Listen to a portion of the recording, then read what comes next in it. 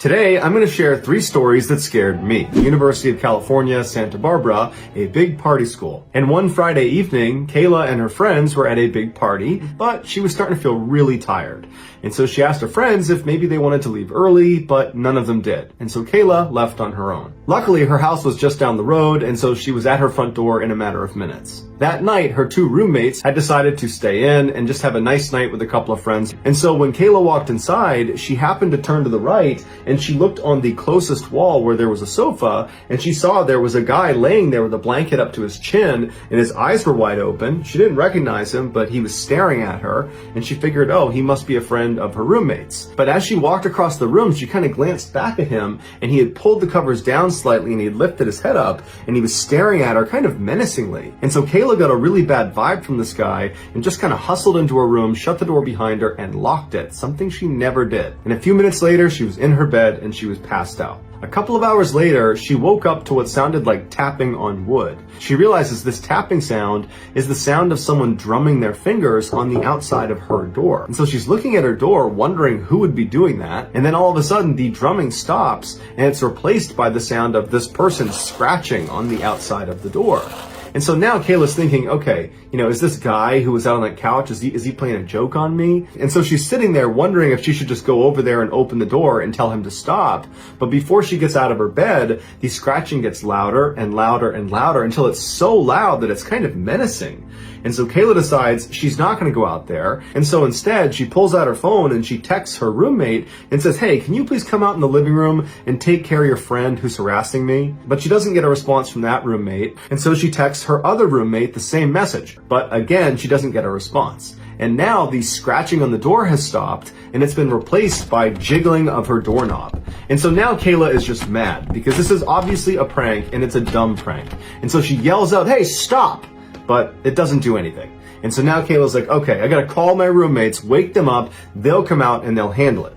And so she calls one of her roommates, and they do pick up this time. And Kayla angrily tells them, hey, come out into the living room and tell your friend to knock it off. He's totally harassing me. And her roommate was confused. She's trying to make sense of what Kayla's saying, and she says, Kayla, what are you talking about? What friend are you talking about? And Kayla says, the guy sleeping on the couch, the guy in our living room sleeping on the couch. And her roommate said, Kayla, we didn't have anybody over last night. Is somebody out there? You need to call the police. Kayla's adrenaline surged, and she very calmly told her roommate, lock your door immediately. And right then she noticed the jiggling of her doorknob and the scratching, and it all stopped. And Kayla's wondering, where did this guy go? And then after a couple of seconds, she heard extremely loud banging coming from across the house where her 2 roommates shared a room. And it was the sound of this guy trying to smash down their door. And so Kayla's screaming, her roommates are screaming. Kayla manages to dial up 911, and before long there are sirens outside, and Kayla hears the sound of this guy run across the house, and she hears the sliding door open and shut. The police come inside, they search the property, and there's no sign of this guy, and so Kayla and the roommates come outside, they talk to the police, and so then they asked the girls to give their statement about what happened, and they started with Kayla. They went over to her bedroom door so she could demonstrate what happened, and that's when they noticed there were all these scratch marks and gouge marks all over the outside of her bedroom door, and all over the doorknob, and all over the latch. And on the ground was a pair of scissors and a knife. And the police told Kayla that it looks like he used those scissors and that knife to open up the side door, and he was trying to use those tools again to open up her door, but for whatever reason, he just couldn't do it. They told Kayla that most likely when she went in the front door, she caught this guy off guard. Maybe he was trying to rob the place, maybe he had just broken in, but either way, Kayla got in and ruined his plans. And had she not locked her door, who knows what would have happened. In 2004, 16-year-old Misty Tasker was a typical American teenager living in Live Oak, Florida, which is a small rural town right in the middle of the state. One Saturday evening in January, she and her mother attended a church service. Afterwards, they hopped in her mother's truck and they got on the country highway and began making their way home. Their house was just 20 minutes down this highway. It was a straight shot.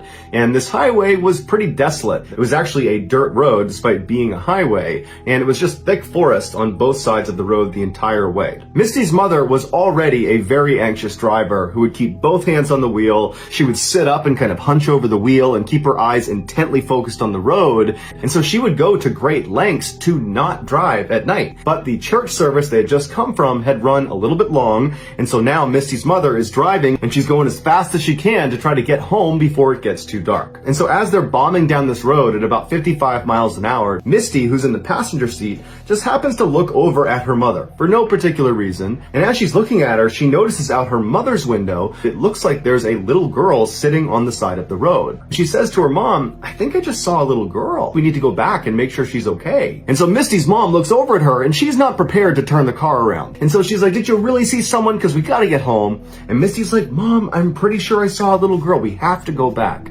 And so finally, Misty's mother, she's very annoyed, but she stops the car, she does a 3-point turn, and she begins driving back up the road where they came from towards this girl. And so as they're slow rolling down the road, they both see this girl a little ways up on the right-hand side. Her back was to the road. She had her knees tucked up to her chest, and she was rocking back and forth. Misty's mother made a comment that it was a little bit surprising that this girl was out here. And so Misty's mother began slowly rolling up to her. And so as they got right up next to her, they realized she was not a little girl. She was a young teenager. And as they drove right past her, they would expect her to turn around and acknowledge the car creeping up on her, but the girl did not acknowledge them. She just continued to have her knees up to her chest and rocked back and forth.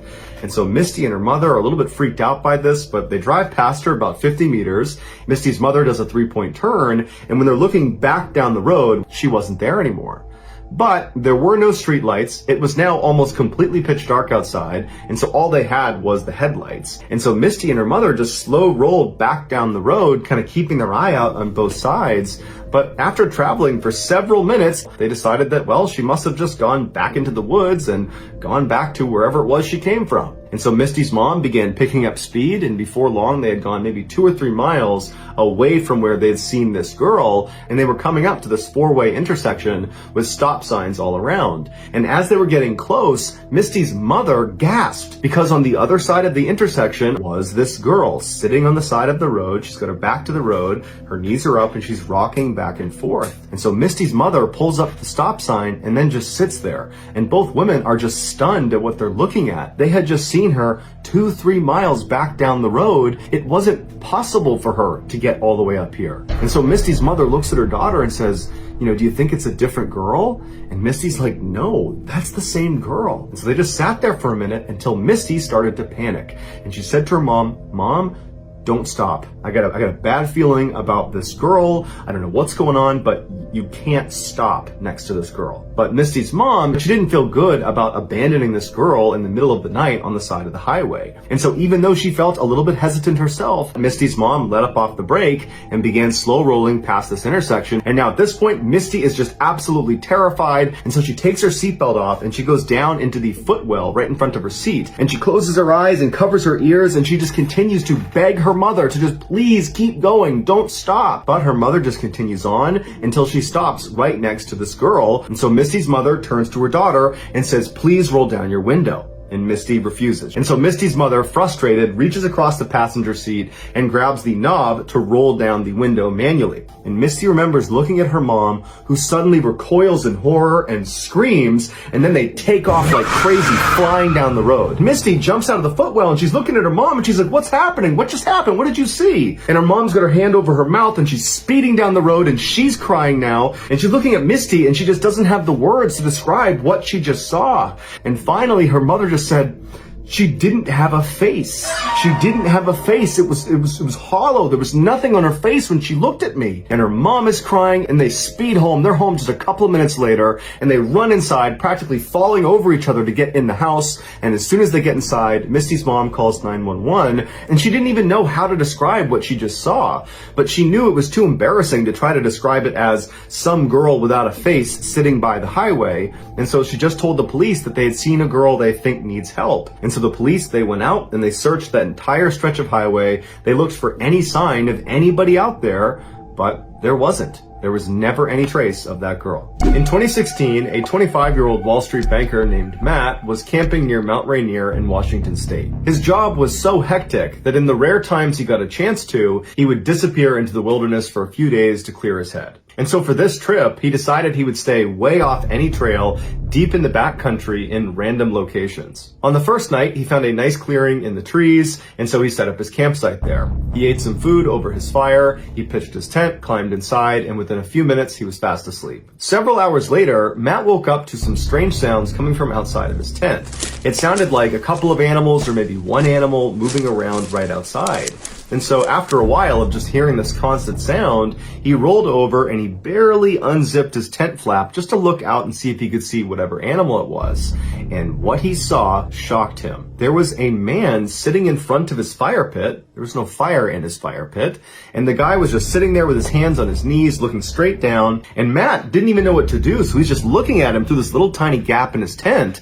And this man all of a sudden looks up directly at Matt and makes eye contact with him. And the guy's eyes go wide and he stands up, turns around, and runs away from Matt's campsite. Matt has no idea how to react to this. And so he just quickly unzips his tent, jumps outside, and shines his light into the forest looking for this guy. And he's looking around into the total darkness. He's looking through all the trees, any light source anywhere out there he would see. And there's not one. There's no fire. There's no flashlight. There is nothing. And so eventually Matt goes back inside of his tent, he zips it up, and he's just left kind of dumbfounded. And so after a very restless night, finally the sun came up again and Matt was very relieved. He stepped outside, and after a little bit of time now from this strange incident, he packed up his campsite and he began hiking into the forest. And over the next 2 days, he covered at least 10, maybe 15 miles in kind of random zigzag directions. He found a nice clearing and he set up another campsite. That night, he set up a fire and he was eating some food near his fire. And then as he's sitting there, he hears rustling coming from behind him. And so he stood up, turned around, and remained motionless and just listened, expecting to see maybe a deer come out of the woods. But instead, he hears a man's voice come out of the darkness that says, "Do you know how to get to Bell's Canyon?" And Matt's heart starts racing. He knows that even though he can't see him, it has to be the same guy he saw 2 days ago. And so Matt, not knowing what else to do, just says, "I don't know where Bell's Canyon is." And then there's silence. And Matt, one part of him is thinking, I hope this guy does not come into the light. I hope he just goes away. The other part of him is thinking, well, maybe this is a different person that is lost and they're looking for this place called Bell's Canyon and they'll come into the light. It'll be a big relief. I'll send them on their merry way and everything will be fine. But as Matt is having this wishful thinking, the voice from the shadows does not come any closer, but instead asks the same question a bit more forcefully this time. "Do you know how to get to Bell's Canyon?" This time, Matt did not respond. Now he was scared. And so he took a deep breath, he reached down and grabbed his flashlight, and in one swift motion, he lifted his light up and shined it in the direction of this guy's voice. And what he saw was this guy from 2 days ago looking out from behind a tree right in Matt's direction. He was hiding from him. And when the light hit him, the man barked at Matt to aim it away. And Matt kind of instinctively lowered his light, but now he was too scared to raise it again, and now he knows it's the same guy. This guy has been following me for 2 days. And so for several minutes, Matt just stood there absolutely terrified, and this guy, he just stayed out there. Matt didn't hear him move. It was just a complete standstill. And then the silence was broken yet again by this voice, except somehow he had moved even closer to Matt. And when he came through asking the same question, "Do you know how to get to Bell's Canyon?" his voice was so close to Matt that Matt got scared and raised his light up, and the man was standing just a few feet away from him. And this time, the man's eyes got wide like they did the first time they saw Matt, and he turned around and he ran into the forest again. And so Matt just grabbed his knife and stood in the middle of the campsite, and for hours and hours, he just kept looking around, expecting this guy to just show up again or start speaking to him from somewhere out in the darkness. Finally, by about 3 a.m, Matt was so tired, he figured, I need a little bit of sleep because tomorrow he's going to pack up his campsite and begin this epic journey back to his car. And so he climbed in his tent and he had a very restless next couple of hours. And when the sun came up, Matt jumped out of his tent, packed up his stuff, and began practically running in the direction of his car. All day as he was hiking, Matt kept looking over his shoulder, expecting to see this guy. And then the sun started to go down, and Matt knew he would have to camp out again. And so once his tent was set up, he just climbed inside, grabbed his knife, and he sat there, expecting to hear this guy come walking around. But after several hours, he didn't hear him. And Matt started to wonder, maybe he's not following me anymore. And so Matt, who was totally exhausted, laid down to go to sleep. And then as he's laying there from somewhere out in the woods, Do you know how to get to Bell's Canyon? Matt immediately sat up, and he didn't know what to do. He didn't know what to say, so he just sat there holding his knife. And then this guy began running past his campsite, making animal sounds, and he would stop periodically and moan and grunt, and he'd kick up leaves, and then he'd run past his campsite again, over and over and over again, until the sun finally came up and this guy scampered off back into the woods. Matt didn't waste any time. He leapt out of his tent, packed his stuff up, and ran all the way back to his car. When he finally got inside of his car, shut the door, and locked it, he cried tears of joy. He was so unbelievably relieved. And he considered calling the police about this guy, but he thought, what am I going to tell them? He didn't commit a crime. He was just terrifying. And so he decided not to call the police. He finally flew back to New York, and he just had to accept that there was some strange guy out in the wilderness of Washington State, and all he ever said to Matt was, Do you know how to get to Bell's Canyon?